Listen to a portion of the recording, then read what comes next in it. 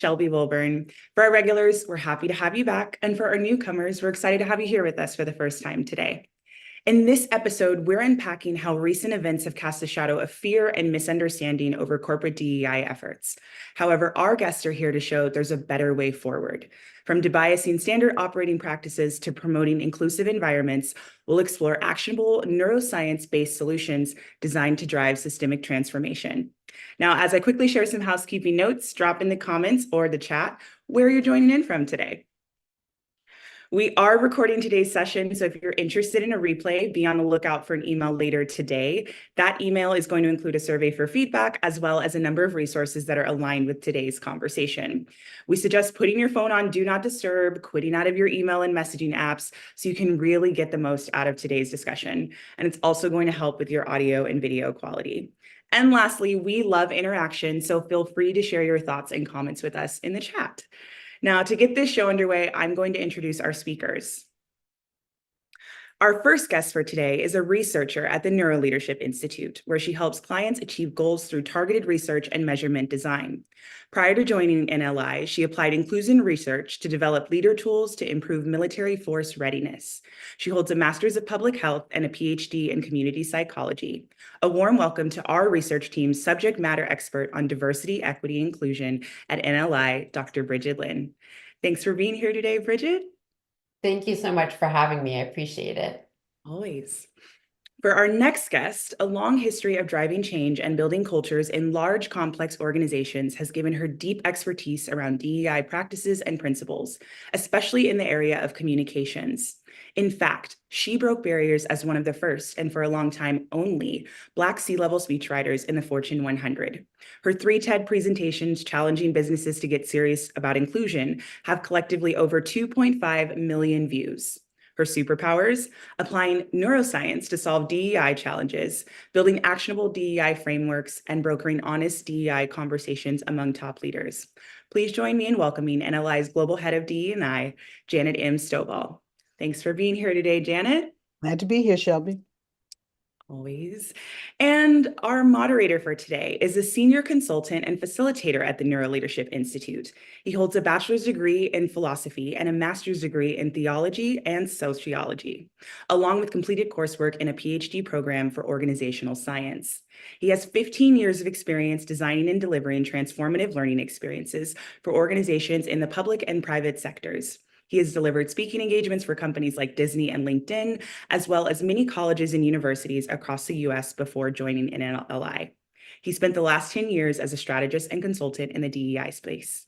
Please join me in welcoming senior consultant and facilitator at the Neuroleadership Institute, Travis Jones. Great to have you here for the first time, Travis, and we're passing it over to you.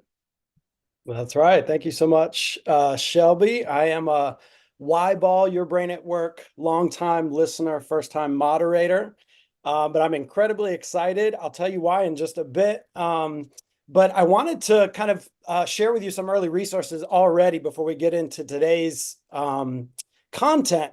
And one of the reasons why Bridget, Janet, and I are all with you today is because we've got a white paper that we've been working really hard on that will be rolling out in the next couple of weeks. And you all are kind of getting a first taste at some of the thinking that's in that white paper.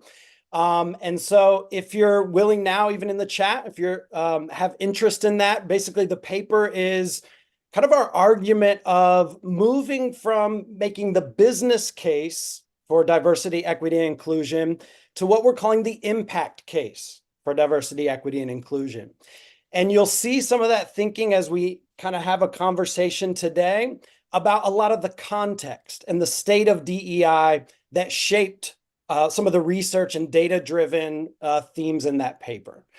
And so we'll be dropping lots of resources for you all throughout the session, but we wanted this session to be much more like a conversation, to kind of give you some of the background on the thinking of our kind of current point of view around DEI now and going forward. And I just have to say, I'm selfishly really privileged and excited about today's session because I'm seeing Bridget and Janet smile now. We were smiling to each other as we were preparing for this because we really wanted to invite you all in to the way that we collaborate on a daily basis at NLI.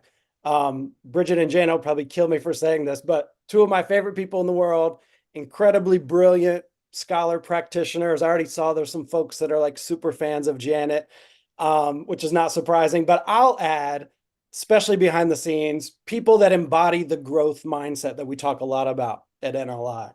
And so hopefully you'll see that in our conversation today, for sure. In, more of the academic work we'll be rolling out.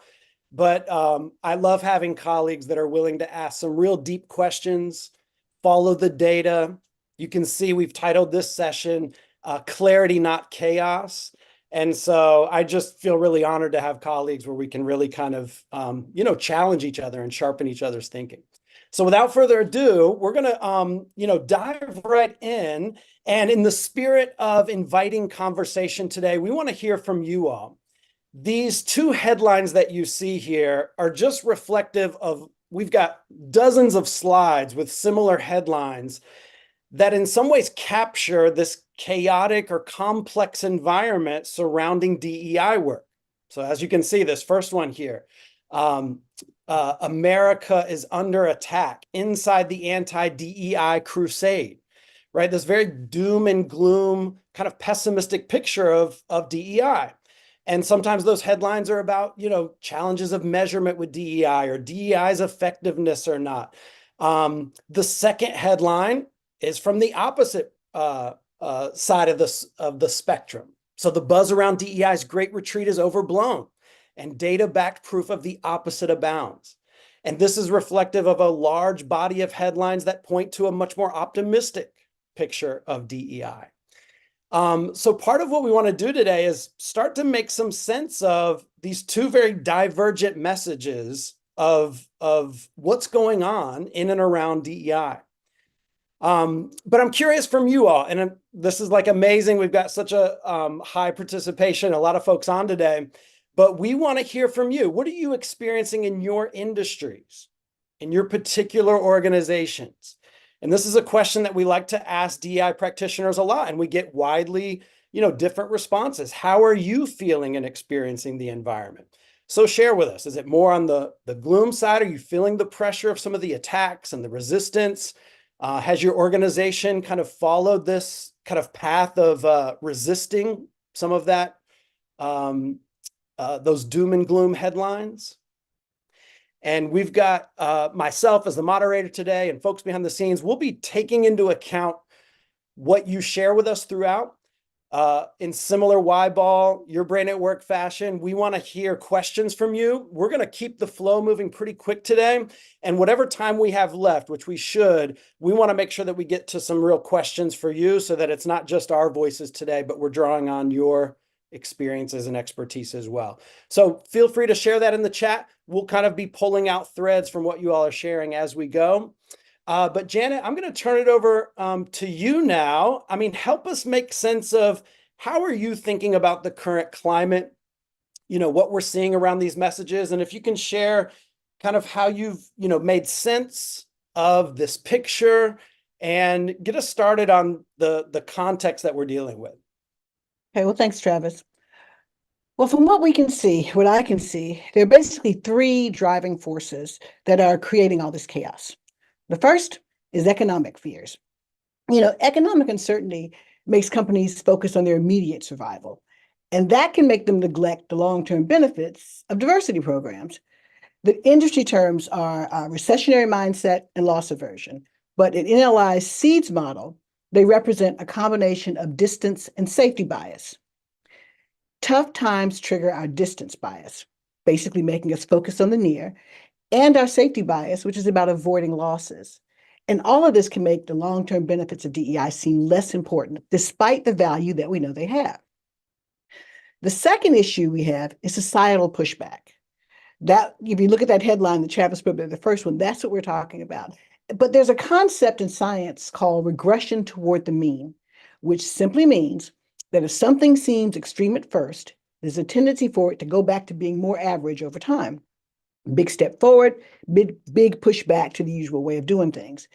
And if we think about this in terms of advancing diversity, equity, and inclusion, George Floyd's murder, COVID-19, for all the wrong reasons, 2020 was a big step forward for diversity, equity, and inclusion in the business world.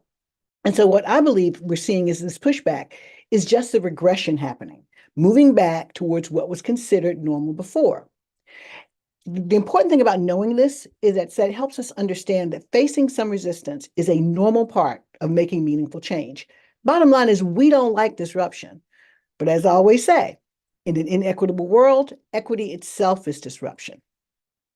The third and the biggest thing that we're seeing is SCOTUS's affirmative action decision. Now, that ruling does not affect corporate America. It's only about academic institutions for now. But organizations are reacting already. And the thing is, it's fair to say the decision could have implications at some point for the workplace. In fact, there is precedent for this. In 1978, Regents of the University of California versus Bakke eliminated quotas in higher ed.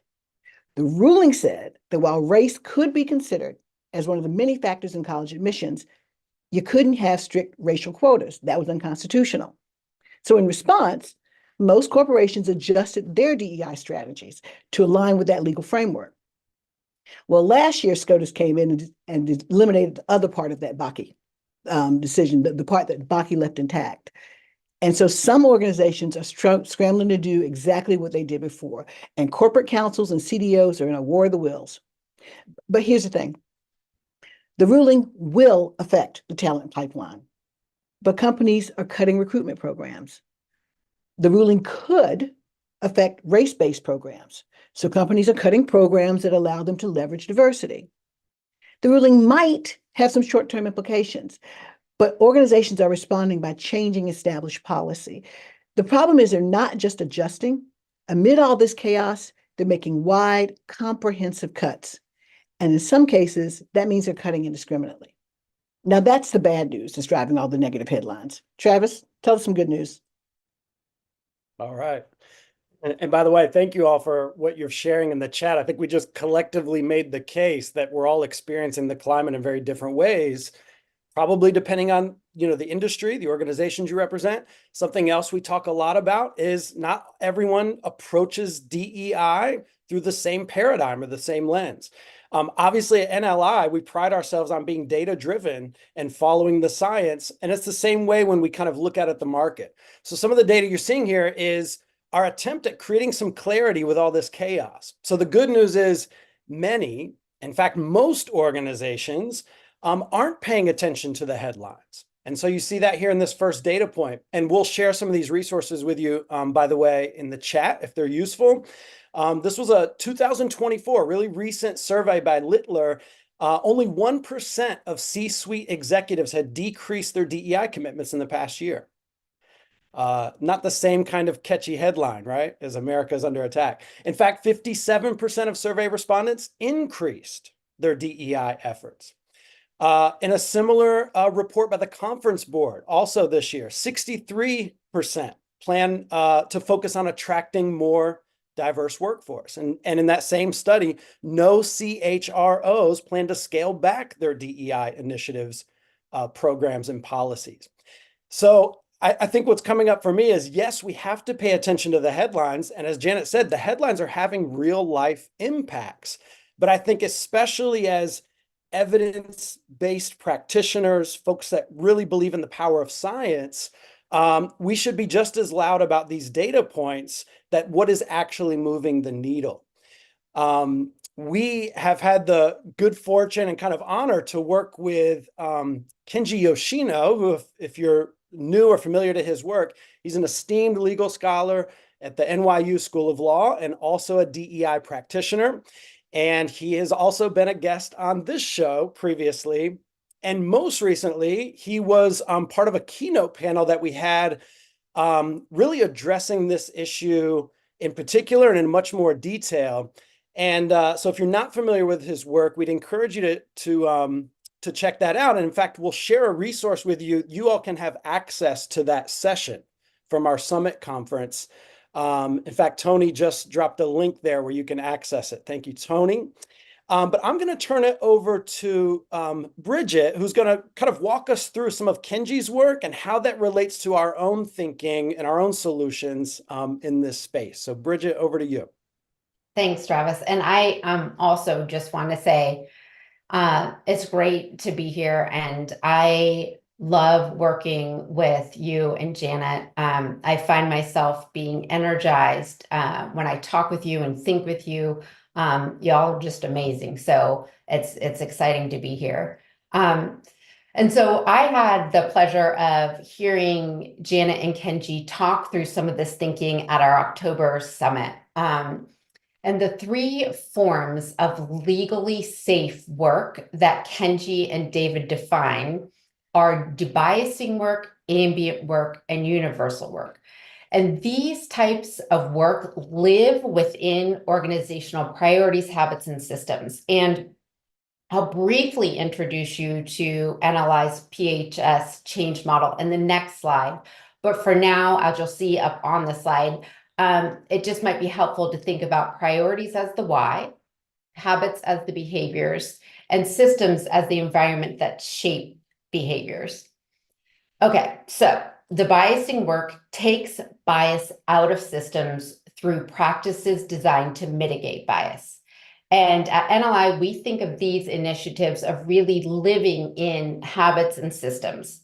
So for example, implicit bias programs can build habits that help individuals mitigate bias during the hiring process. And if behaviors designed to mitigate bias are anchored in supportive systems, and I say that because we don't want the onus to be only on individuals to change, you want these systems to support that change, then you are more likely to achieve change. And an example of a system that would support mitigating bias during the hiring process would be something like removing stereotypical language from all job advertisements. The next bucket is ambient work.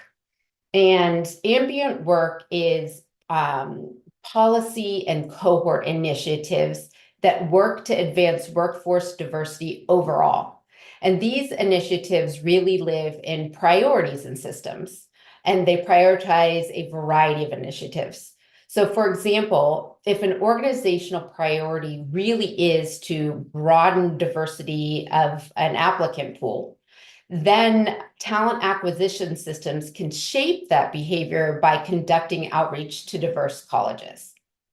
And the last bucket you see is universal. And that is really the work that's in place that helps every single employee in the organization. It's not designed for any specific demographic group.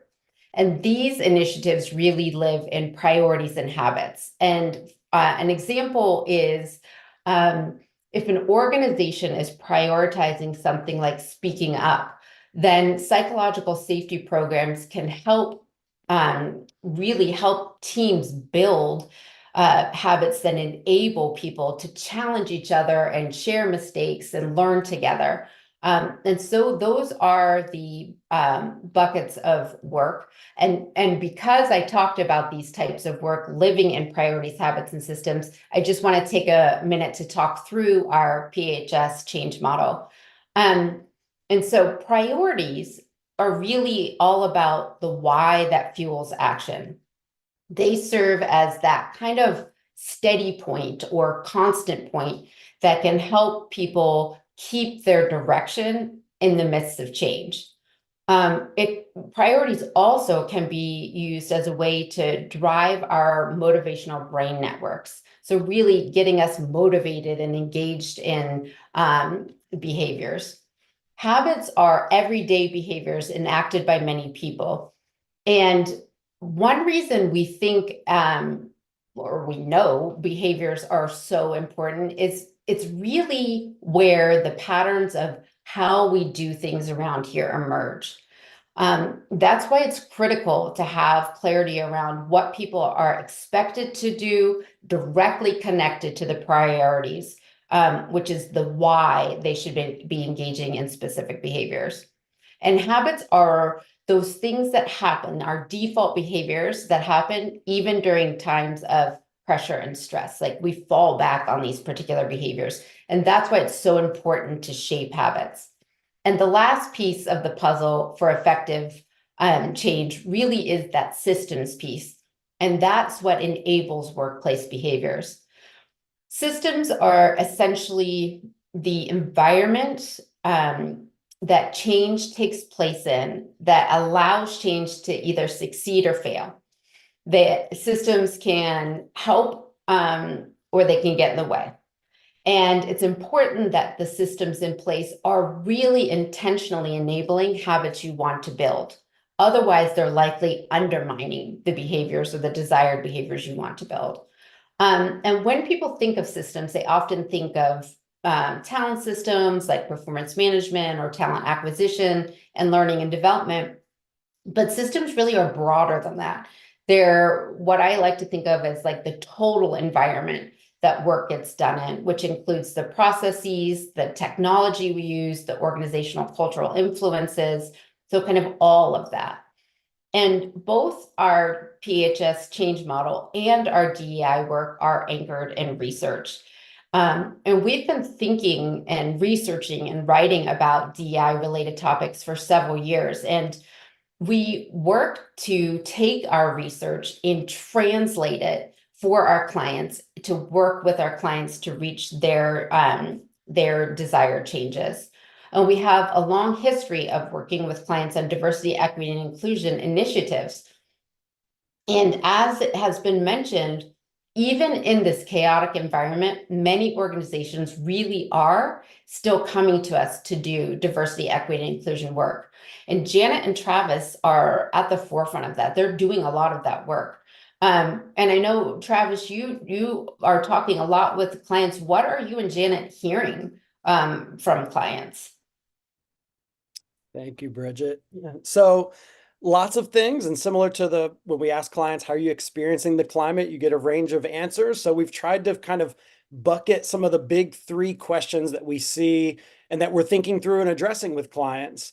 Some of them we've just now kind of addressed. Clients that are feeling the pressure of the headlines or some of that internal polarization, questioning, is anything safe anymore? That misunderstanding that Kenji tries to be really clear about in his work of, what is still legally safe, right? And when we should, in fact, kind of double down on the importance of DEI and its impact on business decisions. So that's one. And then there's folks that, think about, we're doing and committed to DEI work, but we may have to shift a bit, or maybe for some folks a lot, in how we do this work. And so there are other headlines out there kind of talking about the kind of quiet approach to DEI, which you'll see a lot of this thinking in the white paper. Janet will get into much more of it now. But basically, this bucket of questions is for folks that want to continue doing the work, but want to think strategically. And then finally, folks that kind of wonder, what about all the progress that we've made so far? All the investment in DEI work as an industry, where does all that go? And what happens to this momentum in this current climate? So in the next section, Janet will kind of talk to you about how our own point of view and our research addresses each of those. And then I see some really good questions in the chat. So I'll do my best to kind of answer those as we go, but keep those coming. We're not ignoring you. We're kind of saving those for the end.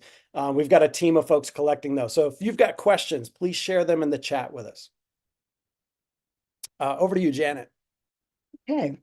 Well, let's talk about this way that we're thinking about how we create sort of some calm and some critical way of thinking amid all this chaos. Conventional, for companies that want to gain, maintain, sustain what momentum they have amid all that chaos, who are asking those questions that Travis just put up there, the solution is something that we're calling the impact case for DEI. You've heard the business case, you've heard the moral case. We're talking about the impact case now. Conventionally, in practice, in DEI practice, and in thinking, diversity has been seen as a problem to solve. Inclusion has been seen as feeling valued, and equity has been seen as fair people.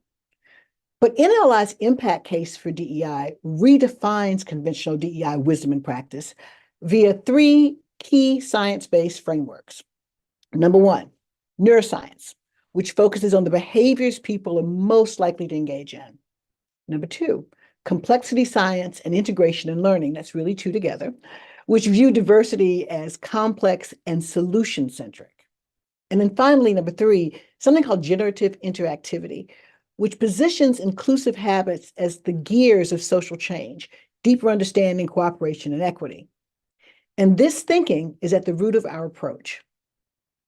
If organizations prioritize diversity, treating it not as a problem to be solved, but as something that solves problems by linking it directly to business goals, if they habitualize inclusion by enabling inclusive behavior that goes beyond helping people feel valued to allowing them to actually deliver some value, and then if they systemize equity, because equity isn't fair people, it is fair systems. If they do those things, then DEI can solve organizational problems and it can improve organizational outcomes.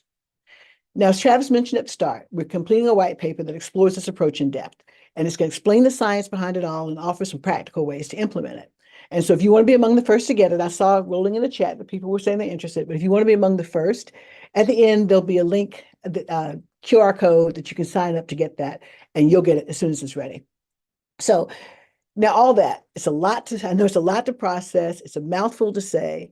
So here's our point of view summed up simply.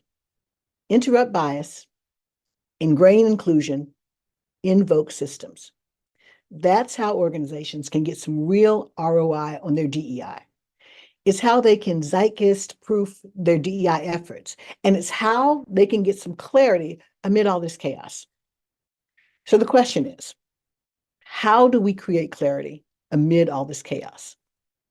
Well, the way we're looking at it is this.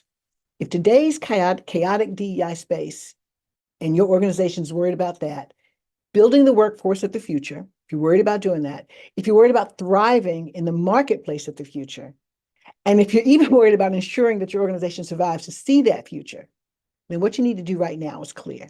You got to interrupt bias, got to ingrain inclusion, and you got to invoke systems. And that's what NLI is here to do. So in a nutshell, that's where we are. And Travis, I'll bounce it back to you. All right. Thank you, Janet. So we will, and team, correct me if I'm wrong here, we'll go ahead and share how you all can access the new white paper when we officially roll it out.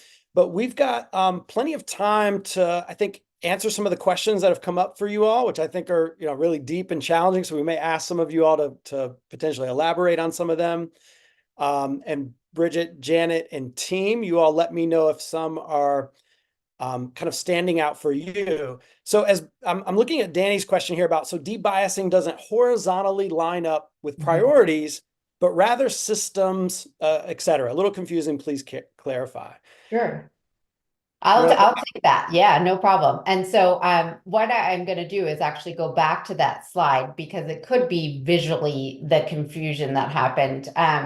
So here's the slide I think Danny was referencing. And you're correct. It is not like one for one aligned here. And when I was really thinking about this work and digging in, there isn't a clear cut for bucketing these types of work across priority habits and systems. However, in order to do the work, it really needs to be anchored in these things. And so although there isn't this one-to-one, I think all of the work in some ways fits within the priorities, habits, and systems. And in order to maintain change and get to change and get to the behaviors that are desired in organizations, then you have to anchor initiatives in priorities, habits, and systems. And so that's kind of where that is. And I might have created a little visual confusion, but I think it's kind of all of the buckets. Thank you, Bridget. And Danny, let us know if that generates more thoughts from you, if that was helpful. I think it relates to your second question. I don't know if Janet, you've got thoughts here, but question about the inversion of DEI, the acronym diversity, inclusion, and equity. On the following slide, we do lots of thinking about that as well. I'm sure you all do. We know now there are new industry norms about the order of those. So I don't know how deep we want to go into that. I've got some thoughts, but I know, Janet, this is kind of something you talk a lot about. I don't know if you want to start us off. Okay. Well, honestly, I believe that simply the reason we say DEI is because the acronym DIE is die, and Mhm. nobody wants to call it that. But if Right. you think about how the work needs to happen, you have to focus on diversity first, because if you don't have diversity, you're not having this conversation. Then you want to do inclusion, and then you want to make sure that you build the systems to support it. So when we set up our POV, we don't try necessarily to write it that way, but I honestly believe that that's a lot of why it's that way. But of course, there are all kinds of acronyms out there. We have folks who do IDE, um, EDI. We've seen all of those. And I don't think any of them are wrong. I think really whatever order you put it in, you should be able to say that that's how we as an organization approach this in a sequential order. But for our point of view, we believe that the order needs to be diversity to inclusion to equity. So that's why it's that way. No other reason. Thank you, Janet. And Andre, I think hopefully that helped when I use the language of like industry norms. That's kind of what I was thinking of, organizations that feel really strongly about EDI, et cetera. And I'm looking for, Wait a anybody. minute, Travis, can I follow up on that a little bit too? Yeah.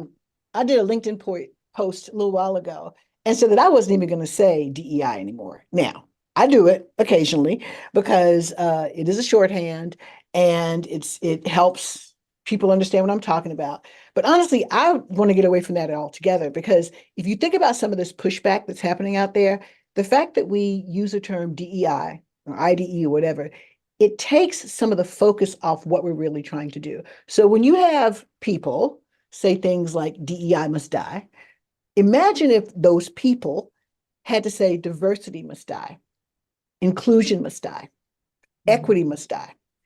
I don't think they could just get away with saying it. So I have sort of made this personal goal that as much as possible, I'm going to say it all the way out. Diversity, equity, inclusion. And I think that that is something we should do with all the terms. Like, I despise BIPOC.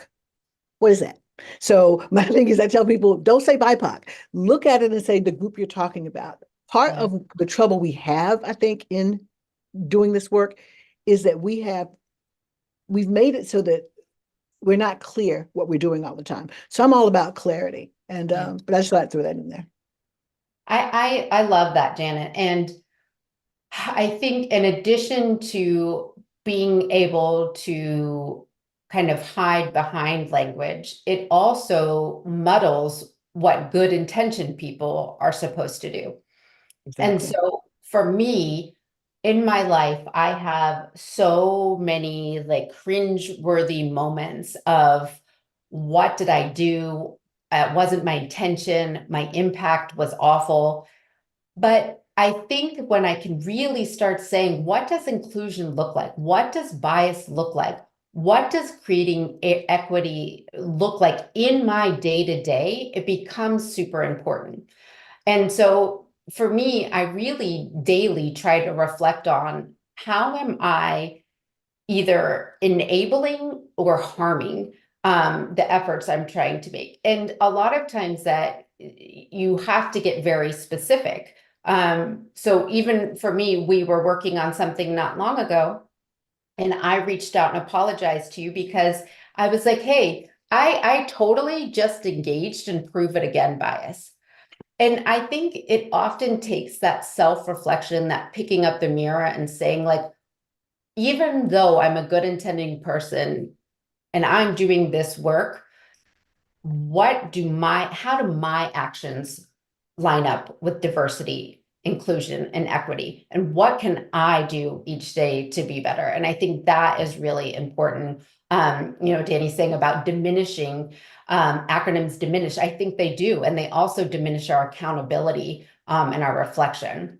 And they confuse us in the work because, when we say DEI, we have to stand back and say, what are we focusing on here? Is diversity the issue? Is inclusion the issue? Is equity the issue?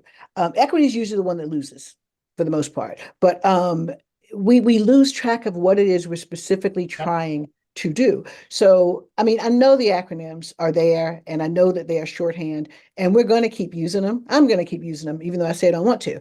But it is a matter of focusing. And something you said too about understanding what the term means for you. Let's roll that up to the organizational level. Organizations need to understand what that means. If they just say inclusion, what does that mean? It means different things for different people. If I work for a company that is very liberal, very out there, if I'm Ben and Jerry's and I'm making weird named ice creams, inclusion there means something very different than it does from a large, maybe entrenched utility company, or a company that's 140 years old. Inclusion is going to mean something different. So when we just take these acronyms, it takes away, like you said, the accountability for doing something. If we can say, I'm doing DEI, and nobody calls you on what does that mean, A, the work doesn't get done. And B, you can't measure it. Because if you don't know what you're doing, if you don't decide what inclusion means here, how are you going to tell people whether or not they're being inclusive? How are you going to define inclusive behavior? Because you don't know. And inclusion, as we say, is not just being nice to people. It is about creating an environment where people can use and leverage the diversity that you went through all that trouble to get. And that requires different things in different places and different times. It is very much conditional and situational, but you have to define it every time. Yeah. And I think in defining that, you have to get specific about making mistakes and owning behaviors. Yes. And actually in Kenji's book, Say the Right Thing, which he was on the Y Ball talking about, one of the things he really is talking about is having a growth mindset when it comes specifically to DEI. And I think that really resonates with us at NLI because growth mindset is such a vital part of our work because it's all about learning. We want to be able to learn. We want to engage in learning. And so often with diversity, equity, and inclusion work, people feel that they have to be perfect. Yeah. And I think that dispelling that myth of you're a good person or a bad person if you're making mistakes is super important. And it's more about reflecting and owning and understanding. And I think so much when I hear about unlearning, I think about those tough moments in my life that put something in front of my face that helps me unlearn. Because I think that's another piece of diversity, equity, and inclusion work that comes up is all about unlearning. Like I have been shaped by societal norms and I have to be able to understand what that is and unlearn those default behaviors I was talking to you all about earlier in the H and habits. Like these are default behaviors. If I'm not willing to examine them and think about where they come from, then I'm not able to change and learn. And I think that's where that growth mindset piece really is important for organizations when they're talking about diversity, equity, inclusion work. And I would love to hear from you and Travis on how you feel about that as well. Making mistakes, like in the most vulnerable work. I make mistakes all the time. And the bottom line is this: if diversity and equity and inclusion were easy, we wouldn't be having this conversation. I wouldn't have a job. Everybody would do it. If it was easy, everybody would do it and they'd get it right. It's not. The nature of the fact that you are talking about diversity means you are talking about difference. And it is crazy to think that if you are dealing with situations that are different and perspectives that are different and people that are different, that you're going to get it right all the time, because you're not. To what you're saying, the truth is you lean into that. You do the best you can do. You try, because you do have to try. If you really want to do this work and be in this work and care about this work, you have to take some responsibility to try. But you have to be willing to say, I made a mistake and I'm going to learn from it. Because it's not cool to just say, sorry. That's, that was, what's I say, an apology without action is manipulation. And that's what it is. So you do have to be willing to say, I make mistakes and I correct my mistakes. And I make another one, but I don't make the same one twice. And it's a process. It is definitely a process. I mean, I think I'd be remiss if I didn't, kind of emphasize at least one of our angles at NLI to this work is the advantage of grounding our work in neuroscience. The complexity of the brain and the way our brains are wired, is a good starting point for lots of folks, in their DEI journeys. And so someone asked the question, well, how do you interrupt bias? One of our starting places is our seeds model. And so if you're familiar with our work, it's, you're probably familiar with that as well, but it's one way that we cis language to kind of explain where these biases come from. And as Bridget said, especially as, a cisgendered, straight, white male from the South, I embody lots of these dominant group identities. I've been shaped by a society and a culture that has created biases of things that I don't see or can't see. And so starting with the brain is at least one way to have that both and conversation. And notice we said, I'm sorry, go ahead. Yeah, no, we're shaped. We always say, if you have a brain, you have bias. So we're shaped by the way that our brain processes the world, and we're shaped by our society and our culture. And so that's kind of what came up for me about the importance of language, is like labeling those things. Mm-hmm.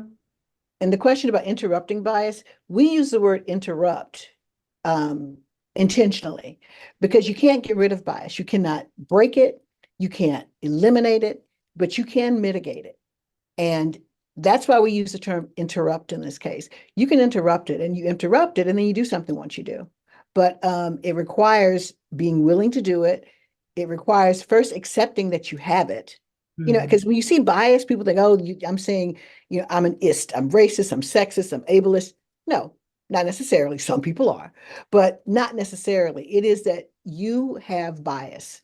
And when you take that bias and drop it into society, you have cognitive bias, the bias that you're born with that lets keep you alive, that has evolved over time. But when you take cognitive bias and drop it into society, and you take, it's not just the nature, but it becomes a nurture, it becomes implicit bias. And we all have that too.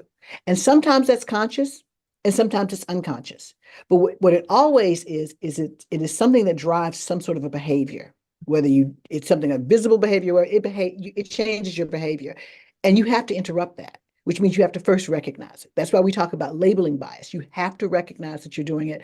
And the best thing in the world is to have a language to do that. And in an organization, having a shared language means that you get to interrupt the bias in a way where you point a finger at the behavior and not at the person. And that makes it a whole lot easier to think about, to get other people to then, lean into trying to change things. Absolutely. And I think part of that, which is so important, is that idea of systems that we talk about, because then you are not saying it is you are saying it is us. And we have a system that's supporting this behavior. How can we figure that out? And part of what I love about working on our team together is that we are able to really get into honest, truthful, challenging discussions. And I think we're able to do that, in my mind, because we have set the stage for each other to say, this is how we work. We have a norm of how we work together. And we're allowed to have these energizing, tough conversations.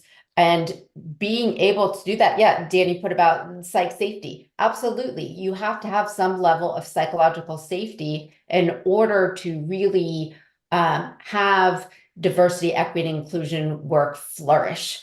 And having that psychological safety and this growth mindset, I think, can really help organizations get clear about what it is they're trying to do, to get comfortable with being uncomfortable and having tough conversations. And you build psych safety one team at a time. So I'm glad you talked about our team. Travis and Bridget are being calm. I'm usually not, but Travis and Bridget being calm. You can't imagine what our meetings are like sometimes. But I truly do look forward to them. But I'd like to believe that our team has psychological safety. I'm fully aware that not every team at every company, not even the NLI, has psychological safety, because it is built one team at a time. But one team at a time is how you build a culture of psychological safety. Because I do think that we have to be aware that people come to whatever the task is, whatever the team is, with whatever baggage, whatever societal baggage they have, whatever historical baggage they have. As a Black woman, I walk into a team, I'm not walking in there the same way that Travis would. So when I talk about psychological safety, we have to be aware that everybody comes with their own stuff. And you're not going to get it right every time. But what you do is you say, we recognize that there's diversity, we value it, because that's the trick. You got to value it. If you value diversity, it's a whole lot easier then to make it psychologically safe, because if it's not, you don't get the benefit of that diversity. So I do believe that valuing diversity is a big part, and then you can build psychological safety within a team. This is great. I wanted to, we've probably got about 5 more minutes. So if there's some kind of burning questions or questions that you feel like we've overlooked, put them in the chat, kind of refresh them for us now. But I wanted to elevate Liz's question because I think it's a good plug for what you're seeing here on the screen. Diversity solves problems. Diverse teams are known to come up with better solutions. It can be hard to work on diverse teams. Even though there's better ways to help diverse teams work better together, I keep getting pushback. Leaders don't want to spend the time. Suggestions. And, something that's coming up for me is this was like such a privilege to work with Bridget, who has previously published her own work with a team of folks on the cultures of inclusion. So it was great to just say, everybody says the word inclusion. What do we actually mean by that? And to get into some of the research. So as you see here, you ask a lot of people, even industry leaders and many even academics. Inclusion is usually defined as a sense of feeling respected or feeling a sense of belonging, which of course is a part of the ingredients, right? But what about the actions or the habits of inclusion? So to your point, Liz, the hard work for me, the challenging is, how do you build in those habits that tap the diversity? Right. And so some of what you'll see in the white paper is some of that research on what those inclusive habits look like from an empirical lens. And that might be a way to draw leaders in. So especially if they tend to dismiss inclusion as just something that's a fleeting feeling or everyone feels included. Belonging. Yeah. I'd love for you to have your belonging bit, but something that is a objective that we can measure. Right. So I don't know if you all have thoughts there, team, but I'll look and see if there's any final questions and we'll begin to wrap up. Okay. Yeah, but Danny said it, belonging sounds soft to me. I have a very strong opinion about the word belonging. And some of you have probably heard it, but I believe that when we say it, we talk about it in one of two ways. We either talk about giving people a sense of belonging, or we talk about building spaces of belonging. And you can do neither of those. Just like I talked about that baggage that comes in, you can't give somebody a sense of belonging because you don't know why they feel like they don't belong, and for different reasons. And if you do that, if you say, I'm going to give everybody a sense of belonging, what you're saying, is that there's some universal feeling that everybody should have, but you're putting the onus of inclusion on the person that's excluded. By the same token, if you say you're going to build a space of belonging, what you're saying is, we built this space and we built it, you should come belong.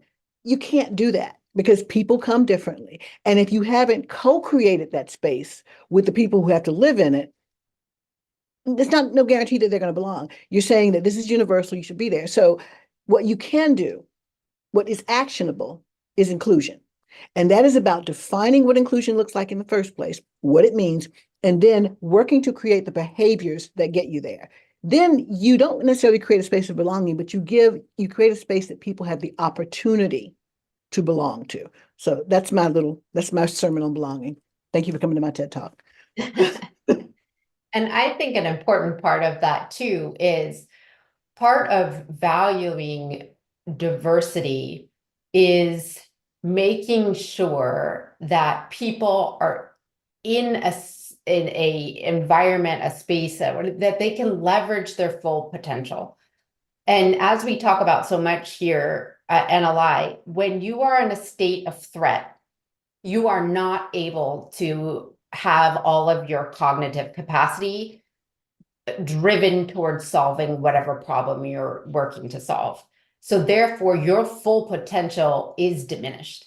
And so for me, a lot of inclusion work is about how do we make sure that people are able to contribute to their full potential in a way that they are not threatened at work. And the truth of the matter is many people are threatened at work. And so we've got to think through, what does that look like? And how do we create environments that allow people the space and time and resources they need to think? And I think that's an important part of it. Like we say, inclusion is not feeling valued, it's being able to provide value.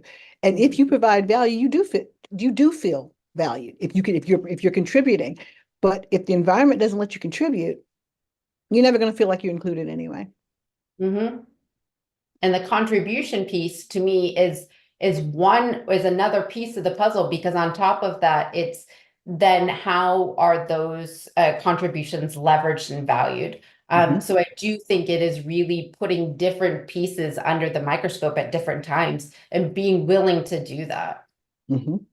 Absolutely.